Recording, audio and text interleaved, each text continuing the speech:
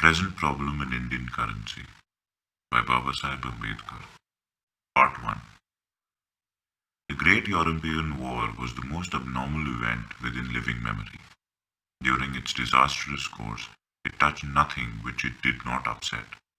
But of all the things it touched, none received a more violent shock than did the currency system that today one finds that the German mark, the Austrian crown, the Russian ruble, the French franc, and the Italian lira, to mention only a few of the world's chief units of account, have lost their moorings and travelled far and wide from their original parity. Even the British pound succumbed, and the rupee, which was never in the thick of the war, escaped the fasteners contrived by its guardian to keep it steady. In the course of reconstruction which has followed the close of the war, it is natural to find people desirous of a return to the pre-war conditions of currency. In sympathy with this universal demand, there has arisen to India a party with a definite program in that behalf. In the opinion of this party, Indian currency should be stabilized at the ratio of 1s4d to the rupee, which was the pre-war ratio of Indian currency. To this demand, the government of India seems to be opposed, not because that ratio is not good, but because in its opinion it is not better. It wants, or rather aims, at having a 2-shilling ratio for the Indian currency. As everyone is aware, many governments in Europe, apart from the wisdom of doing so, would indeed be thankful if they could only restore their currencies to their pre-war ratios. So far are they away from them. Indian currency, on the other hand, has already reached its pre-war ratio. In view of this attitude of the government of India in not being satisfied with the return to the pre-war conditions seems to be that of a naughty child always asking for more. It is this controversy that I wish to make the subject matter of this paper. At the outset, it is necessary to realize that this controversy involves two distinct questions. Should we stabilize our exchange, and what should be the ratio at which we should stabilize?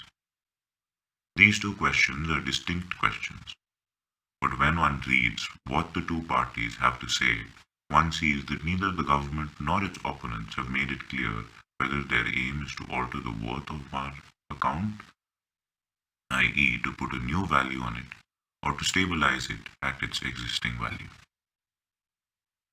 I am afraid there can be very little advance in the direction of rehabilitation of our currency until these two questions are completely separated. For not only is the aim of altering the worth of a currency distinct from that of stabilizing, true that those who want to alter the worth of the currency wish in the end to stabilize it when the worth desired is attained. But so far as the transit period is concerned, to say that we are stabilizing the currency when we are altering its worth is to create confusion. For the latter involves a deliberate policy of changing the ratio, while the former means a deliberate policy of keeping it steady. Before I enter upon the discussion of these two distinct questions, it is, I think, necessary to make sure that we understand exactly how an exchange ratio is determined. For unless we grasp this, we can never intelligently follow the bearings and applications of the two questions that arise out of this controversy. To put it simply, an exchange ratio between two currencies or units of account means the value of one in terms of the other. Now, a unit of account is value in terms of another unit of account, not for its own sake, unless it is wanted as curio, but for what it will buy, so that we can say, for the purpose of introducing the subject in a concrete form, that English men will value Indian rupees inasmuch as and insofar as those rupees will buy Indian goods. On the other hand, Indians will value English pounds inasmuch as and insofar as those pounds will buy English goods. It therefore follows that if rupees in India rise in purchasing power or remain stationary, or rise less rapidly while pounds in England fall in purchasing power, i.e. if the Indian price level falls relatively to the English price level, fewer rupees would be worth as much as a pound. In other words, When rupee prices in India will fall, the exchange value of the rupee in terms of the pound will rise. Contrariwise, if rupees in India fall in purchasing power while pounds in England rise in purchasing power, or remain stationary, or fall less rapidly, i.e. if the Indian price level rises relatively to the English price level, fewer pounds would be worth as much as a rupee. In other words, when rupee prices in India will rise, the exchange value of that rupee will fall. From this, we can lay down as a general proposition that the exchange ratio of two units of account is on par with the exchange ratio of their purchasing powers. This is in short the doctrine of purchasing power parity as an explanation of a particular exchange ratio between two currencies or units of account. I insist upon a firm grasp of this doctrine because I find some of our leading lights seem to hold that a particular exchange ratio is the result of the balance of trade. This view is somewhat difficult to understand. For, as a matter of fact, in international trade, wherein exports pay for imports, there is never such a thing left as an unpaid balance. It is true that a part of the trade dues are paid for by money, but there is no reason why the part liquidated by money should be spoken of as a balance. All that it means is that money enters into international trade just as other commodities do. There is nothing particular or peculiar about money in that. Nor is there anything peculiar in the variation in the extent to which money enters into international transactions. The extent to which money enters into trading transactions of a country is governed by the same law of relative value as in the case with any other commodity. The commodity which is relatively the cheapest tends most to go out of the country. At one time it may be cutlery, and at another time it may be oranges, or at a third time it may be money.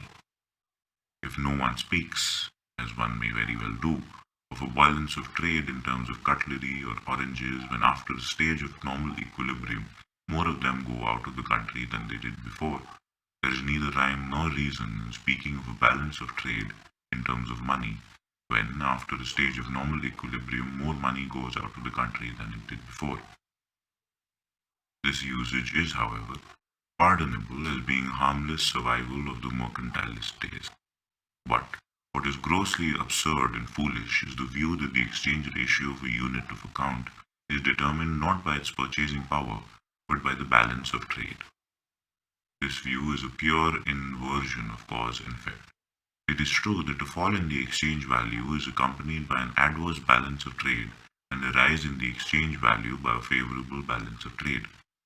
But an adverse balance of trade, in the sense that commodity exports are falling off while commodity imports are rising, evidently means that the particular country has become a good market, which is good to sell in, but bad to buy from. Similarly, a favorable balance of trade, in the sense that commodity exports are rising while commodity imports are falling off, evidently means that the particular country has become a market which is good to buy from, but bad to sell in.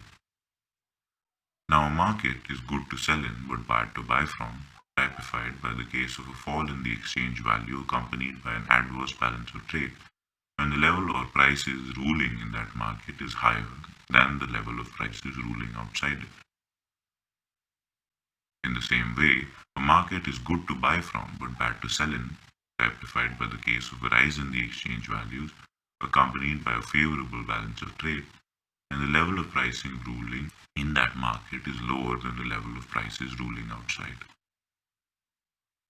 This simply is another way of stating that low prices means a high exchange value and a favorable balance of trade, that higher prices mean low exchange value and an adverse balance of trade. The balance of trade is thus the result of the changes in the exchange value and not vice versa, and changes in the exchange value are the result of changes in its price level, i.e. changes in the purchasing power of units of account. This is the most fundamental fact, and although some might resent the digression as feeding the baby, I think it was necessary. For many people talk hopeless nonsense about stabilization of exchange and fixing the exchange at choice ratios as though it had nothing to do with the question of prices. On the other hand, changes in exchange are ultimately changes in the price level, and as much have profound bearing upon the economic welfare of the people. Remembering then that regulating exchange is the same thing as regulating the purchasing power of the currency, we may proceed to discuss the two questions that arise out of this controversy. Firstly, should we stabilize the exchange value of our own unit of account? As I have said before, foreign exchanges compare in value of the currency of one country with that of others. It follows that exchange values of two currencies are important only to merchants who do not buy and sell in the same country. Again, it is of no consequence to them what the exchange value is, i.e., whether the rupee is worth 1s or 2s, provided the figure is always the same and is known in advance. It is only changes or fluctuations in the given exchange value that is of any moment to the merchant. What he wants is this invariability of exchange. To ensure this invariability is the problem of stabilization. Under the present circumstances, can we guarantee this invariability of exchange ratio to our merchants?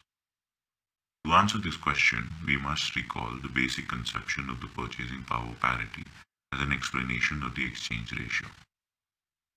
From that doctrine, it is clear that if you want to stabilize exchange, you must control the purchasing powers of the two currencies concerned so that their movements will be alike in depth as well as in direction. To stabilize exchange, we must have, therefore, some controlling instrument which would act as a common regulator, bringing about proportionate changes in the two currencies in the same direction. Hitherto, one such good instrument had been found, and that was a common gold standard.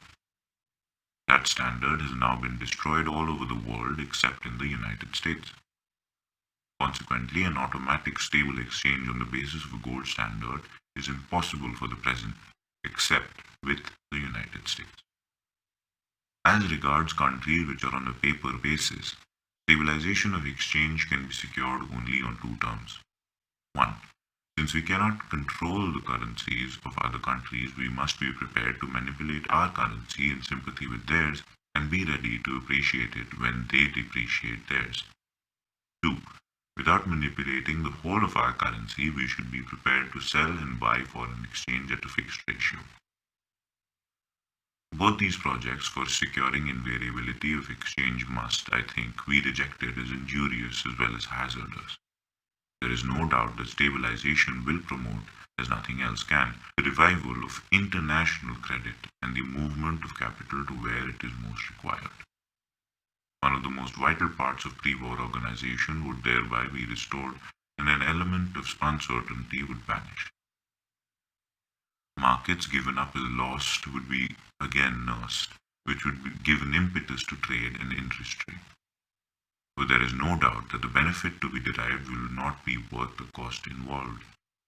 Our external transactions are infinitesimal as compared to our internal transactions. To dislocate our internal arrangements by constant changes in price level to preserve external parity is too big a price for a gain which is after all paltry. For our merchants must remember that though fixity is a great advantage, yet its absence is not an absolute bar to the carrying on of international trade.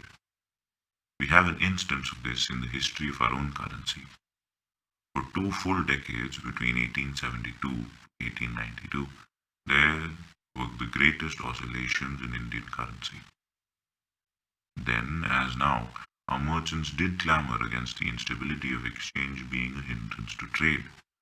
But our history shows that even under fluctuating exchange, they did thrive and prosper, and it may be hoped that their sons may instinctively know how to do the same. Should this fail to carry consolidation, one would recommend the movement of our price level, even if it involved management of our currency. Had the governments of the European countries not been in such an impecunious condition. As it is, by consenting to move our price level in sympathy with theirs, we would be committing our welfare to the care of bankrupt governments and their desperate ministers.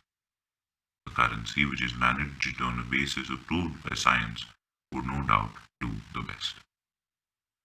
To be linked up with a currency which is managed solely to meet the exigencies of trade would be tolerable. but it would be an intolerable management of our currency to join hands with a partner who is living on his currency to keep himself going.